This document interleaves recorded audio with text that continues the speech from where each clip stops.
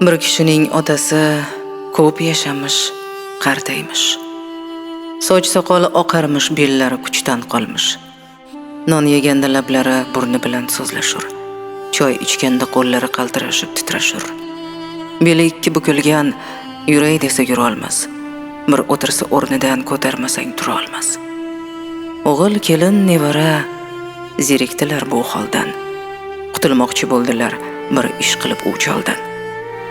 Kirib bir xilvat uyga so'zlashdilar uchovlon. O'g'il bilan nevara qildi o'z fikrin bayon. So'zlar biroz cho'zildi.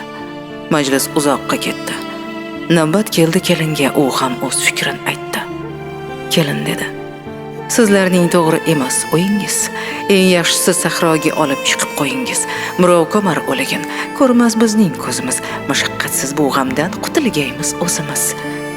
O'z fikrini so'zlashda kelin usta yo'l tutdi. Bir og'izdan majlisda kelinning fikri o'tdi.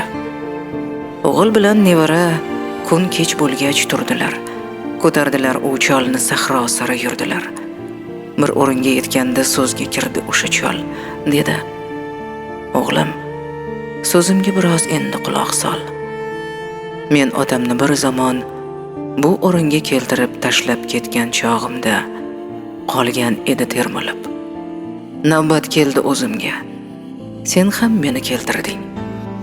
Men odamga na qilsam, endi menga sen qilding. Menga yarar shul o'rin bir kun senga ham yarar. El aro bor bir matal, har kim ekkanin o'rar."